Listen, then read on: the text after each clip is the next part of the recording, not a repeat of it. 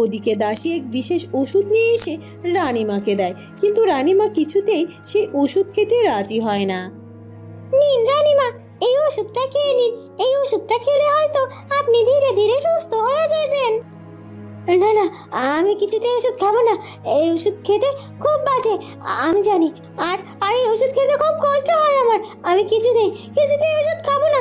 সরিয়ে নাও বলছি, নাহলে কিন্তু আমি ওষুধটা ফেলে দেবো। আর তোমাকে কতবার না বলেছি তুমি আমার সামনে কখনো এই ওষুধ নিয়ে আসবে না। তারপর তুমি কেন এসেছো ওষুধটা নিয়ে আমার কাছে বলো? ওদিকে হিমানি দেরি না করে রাজুর কাছে এসে হাজির হয়, আর সে দেখতে পায় রাজু তার জন্য অপেক্ষা করতে করতে একটি গাছের নিচে বসে ঘুমিয়ে পড়েছে।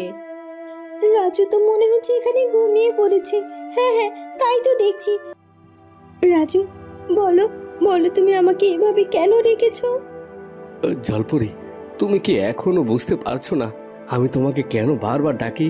কি কারণেই বা আমি তোমাকে না দেখে থাকতে পারি না? কেন তোমার কথা সব সময় আমার বারবার মনে পড়ে? এর কারণ তো একটাই হতে পারে, সেটা হলো আমি যে তোমাকে বড্ড ভালোবাসি। কিন্তু সেটা তো হওয়ার নয়। এই যে অসম্ভব। তুমি একজন মানুষ পুত্র, আর আমি একজন জলপরি। একজন জলপরির সাথে কি করে একজন মানুষের মিলন হতে পারে? তাই বলছি, আমাকে ভুলে যাওয়ার চেষ্টা করো, আর এভাবে আমাকে আকুল হয়ে ডেকো না। না না জলপরি, এভাবে বলো না। তুমি যদি আমাকে এভাবে ফিরিয়ে দাও তাহলে আমি মরে যাব জলপরি। তাই বলছি, তুমি আমার ভালোবাসাটা গ্রহণ করো। না না, সেটা কোনোভাবেই সম্ভব না রাজু। তুমি একটু বোঝার চেষ্টা করো। আর তাছাড়া এখন আমাকে আমার রাজ্যে ফিরে যেতে হবে। তোমাকে আমি আবারও বলে যাচ্ছি, তুমি আমাকে ভুলে যাও, আর আমাকে এভাবে ডেকো না। এ কথা বলে জলপরি আবারও নদীর জলে ডুব দেয়। জলপরি, জলপরি, তুমি চলে গেলে কেন? জলপরি, তোমার সাথে তো আমার কথা শেষ হলো না। জলপরি, জলপরি, জলপরি, কি হলো? জলপরি তো আমার কোনো কথাই শুনলো না। কিন্তু আমিও তো জলপরিকে ছাড়া কিছুই ভাবতে পারছি না। কি করব আমি? হিমানি তাড়াতাড়ি করে প্রাসাদের দিকে যেতে থাকে। তখনই সেখানে মৎস্য রাজপুত্রের সাথে তার দেখা হয়ে যায়। কি হিমানি, তুমি এই সময় কোথায় গিয়েছিলে? আমি যেখানেই যাই না কেন সেই সব কিছু কি আপনাকে জানাতে হবে নাকি?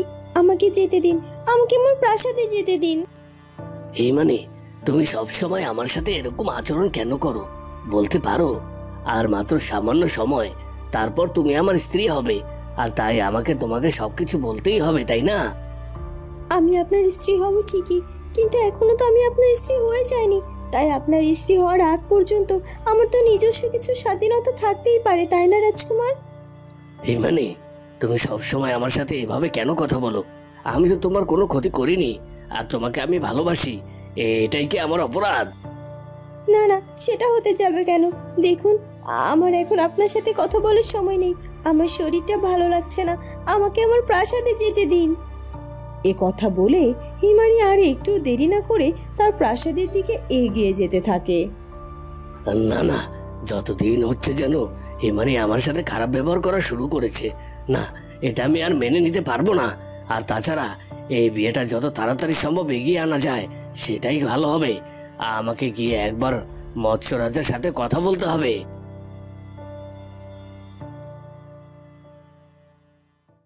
রাত হয়ে যায়। ওদিকে জুই আর রাজুমা রাজুর জন্য অপেক্ষা করতে থাকে, কিন্তু তখনও রাজু ফিরে আসে না। কাকি, বেশ খানিকটা রাত হয়ে গেল তো, এখনো তো রাজু ফিরে এলো না। আর কতক্ষণ ওর জন্য অপেক্ষা করবো বলো তো? এবার যে আমাকে বাড়িতে ফিরে যেতে হবে। হ্যাঁ রে মা, হ্যাঁ, সে কখন থেকে তুই রাজুর জন্য অপেক্ষা করে যাচ্ছিস। ঠিক আছে, তুই বরং এখন বাড়িতে যা। কিন্তু সব থেকে ভালো হতো রাজু ফিরে এলে তুই আর আমি দুজনে মিলে যদি ওকে একটু বুঝানো যেত, তাহলে নিশ্চয় ও বুঝতো। কিন্তু এখনো যে রাজু কেন আসছে না সেটা তো বুঝতে পারছি না। যাই হোক মা, তুই যা, বাড়িতে যা। দেখি রাজু ফিরে এলে আমি নিজে ওর সাথে কথা বলবো। আর তাছাড়া কাল সকাল সকাল তুই একবার এসে রাজুর সাথে কিন্তু কথা বলে যাস। ঠিক আছে কাকি, সেটাই করব। কিন্তু এত রাত অব্দি যে রাজু আসছে না কেন, সেই চিন্তায় তো আমার মোটেও ঘুম হবে না আজ রাতে। ও বাড়িতে ফিরেছে কিনা এটা দেখে যেতে পারলে নিশ্চিন্ত হতাম। সত্যি বলতে আমারও একই চিন্তা রে মা। তখন ওর সাথে কথা না বলে চলে এলাম। আমার মনে হয় ওকে সাথে করে নিয়ে ফেরাটা আমাদের উচিত ছিল।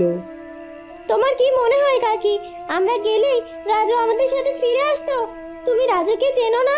ও কেমন? ও যা বলে সেটাই করে, আর আমাদেরকে জোর করে নয়, রাজুর সাথে বুঝিয়ে কথা বলতে হবে। যাই হোক, আমি এখন যাই গো, কাল সকাল সকাল আবার আসবো, কেমন? হ্যাঁ হ্যাঁ, ঠিক আছে মা।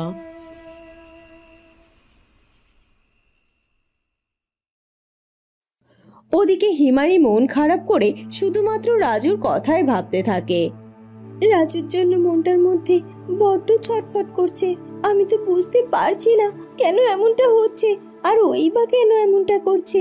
ও তো একজন মানুষ পুত্র, আমার মতো একজন জলপরীকে কি করে ভালোবাসতে পারে?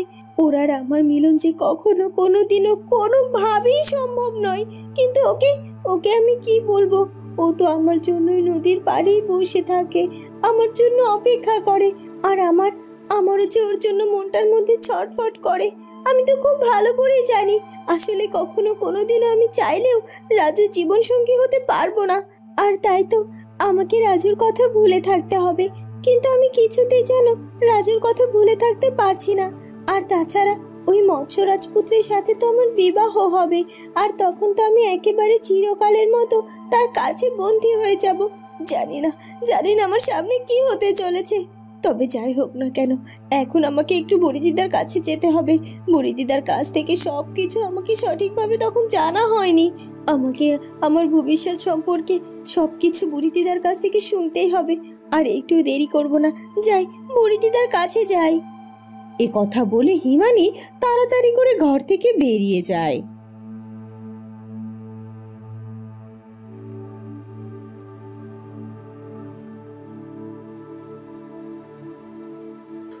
কি হিমানি এভাবে তাড়াহুড়ো করে কোথায় চলে গেল? তাহলে ও কি বুড়ি পিসির কাছে থেকেই আবার সবকিছু জানতে চাইবে? কিন্তু আমি বুড়ি পিসিকে তো ভালোভাবেই না করে দিয়েছি। এখন চিন্তা হচ্ছে হিমানিকে নিয়ে, কারণ হিমানি তো অনেক জেদি। ও যে করেই হোক বুড়ি পিসির কাছ থেকেই এসব কিছু জেনেই ছাড়বে। না না, আমি সেটা কিছুতেই হতে দেব না।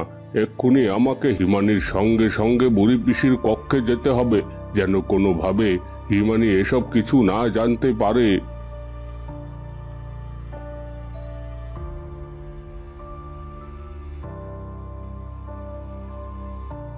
এ কি মৎস্য রাজা, কোথায় যাচ্ছেন? আপনি একটু অপেক্ষা করুন, আপনার সাথে একটু কথা আছে। একই মৎস্য রাজপুত্র, তুমি এখানে? আপনার সাথে আমার বিশেষ কিছু কথা আছে। হ্যাঁ হ্যাঁ, কি বিশেষ কথা বলতে চাও তুমি? মহারাজ, আমার এদিকে সব কাজ সম্পূর্ণ হয়েছে, আর আমি কোনোভাবেই দেরি করতে চাই না। আমি চাই আগামী কালকেই আমাদের বিবাহ সম্পূর্ণ হোক। আর তাছাড়া হিমানির মতিগতি আমার মোটেও ভালো লাগছে না। হ্যাঁ হ্যাঁ, রাজকুমার তো থেকেই বলছে হিমানির চলাফেরা আমার কাছেও মোটে সুবিধার লাগছে না। আর তাই কোনোভাবে যদি মৎস্য রাজপুত্রের সাথে বিবাহ দিয়ে দেওয়া যায় তাহলে ওকে বেঁধে ফেলা যাবে। কি হলো কি মৎস্য রাজা, আপনি আমার কথার উত্তর দিচ্ছেন না যে? আমার প্রস্তাবটা কি আপনার পছন্দ হয়েছে? হ্যাঁ হ্যাঁ, অবশ্যই পছন্দ হয়েছে। আসলে আমিও চাই যত তাড়াতাড়ি সম্ভব তোমার আর হিমানির বিবাহটা সম্পূর্ণ হয়ে যাক। ঠিক আছে, তুমি সব কিছুর ব্যবস্থা করো। আগামীকালই হিমানির সাথে তোমার বিবাহ অনুষ্ঠিত হবে। আপনাকে অনেক ধন্যবাদ মৎস্য রাজা। ঠিক আছে, তাহলে এখন আমি আমার প্রাসাদে যাচ্ছি, আর এই কথাটা আপনি হিমানিকে ভালোভাবে জানিয়ে দিয়েন। এরপর মৎস্য রাজপুত্র সেখান থেকে চলে যায়। এ কি মানি, তুমি আবার এখানে এলে যে? বুড়িদিদা, তখন তো আমাকে সবকিছু তুমি বুঝিয়ে বলতে পারোনি। এখন আমাকে সবকিছু খুলে বলো। আসলে আমি একটি বিশেষ কারণে তখন চলে গিয়েছিলাম। আমাকে বলো না বুড়িদিদা। কিন্তু হে মানি, আমি দুঃখিত। এখন তো আমি কিছুতেই তোমাকে সেসব বলতে পারবো না, কারণ তোমাকে যখন বলতে চেয়েছিলাম তখন তুমি না শুনেই চলে গিয়েছিলে। এখন তুমি আমাকে ক্ষমা করো। না না বুড়ি দিদা, এখন আমাকে সত্যিটা বলতেই হবে। তখন আমি চলে গিয়েছিলাম তো কি হয়েছে? তুমি তো সব সত্যিটা জানো, তাহলে তুমি চাইলেই বলতে পারো। বলো বলো, আমাকে সব কিছু খুলে বলো। এখন আমি কি করব? মৎস্যরাজ তো বারবার আমাকে নিষেধ করে দিয়েছে আমি যেন কোনোভাবেই হিমানিকে সত্যিটা না বলি, কিন্তু হিমানির তো সত্যিটা জানার অধিকার আছে। এখন কি করে আমি হিমানির কাছ থেকে সব সত্যিটা লুকোবো? কি হলো কি বুড়ি দিদা, তুমি এভাবে চুপ করেই থাকবে? তুমি আমাকে সত্যিটা জানাবে না? ঠিক আছে, তোমাকে এত কিচ্ছু বলতে হবে না। তুমি শুধুমাত্র আমাকে এটা বলো, যে বাচ্চাটির কথা বলছিলে, যে শিশুটিকে আমি দেখতে পেলাম, ওই শিশুটিকে। হিমানি, আমাকে ক্ষমা করে দাও, আমি এই মুহূর্তে কিচ্ছুটি বলতে পারবো না। না না বুড়ি দিদা, তোমাকে বলতেই হবে। আর এই যে আমি এখানে থাকলাম, তুমি যতক্ষণ না আমাকে এই প্রশ্নের উত্তর দেবে, আমি এখান থেকে এক চুলও কোথাও যাব না। রাত যেন আরো গভীর হতে থাকে, কিন্তু রাজু তখনও বাড়িতে না ফিরে হিমানির জন্য সেখানেই অপেক্ষা করতে থাকে। না না, কিছুতেই এখান থেকে কোথাও যাব না। হিমানি হিমানি কিছুতেই আমার ভালোবাসাকে এভাবে প্রত্যাখ্যান করতে পারে না। হিমানি যতক্ষণ না এখানে আসবে ততক্ষণ আমি এখানেই থাকবো, আর যতক্ষণ না আমার ভালোবাসা গ্রহণ করবে ততক্ষণ আমি কিছুতেই আমার নিজের বাড়িতে ফিরে যাব না। আমি খুব ভালো করেই জানি, শুধু আমি নয়, হিমানিও আমাকে অনেক ভালোবাসে। আর তাই তো আমি একজন মানুষ হয়ে তাকে ডাকার সাথে সাথেই সে আমার কাছে এসে হাজির হয়। সে জলপরি হোক, তাতে আমার কোনো আপত্তি নেই। তারপরও আমি তাকেই ভালোবাসি, তাকেই আমি আমার জীবন সঙ্গী হিসেবে চাই। হিমানি, তুমি যাই বলো না কেন, আমি তোমার জন্য এখানে অপেক্ষা করব। আর তুমি যতক্ষণ না এসে আমার ভালোবাসা গ্রহণ করবে ততক্ষণ আমি এখানে এভাবেই পড়ে থাকবো। রাজু হিমানির জন্য অপেক্ষা করে যেতেই থাকে। এভাবেই সকাল হয়ে যায়, কিন্তু তখনও রাজু হিমানির জন্য সেই নদীর পাড়েই অপেক্ষা করে, কিন্তু হিমানি তখনও রাজুর সাথে দেখা করতে আসে না।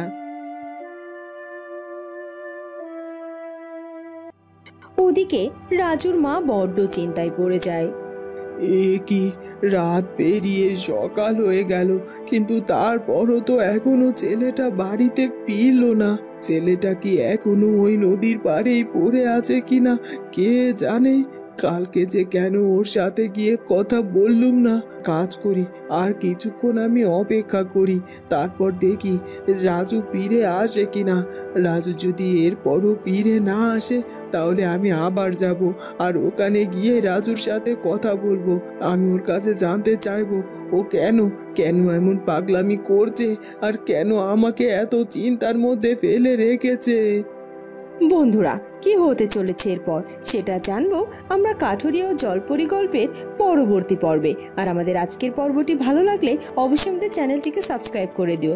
দেখা হবে পরবর্তী পর্বে। ধন্যবাদ।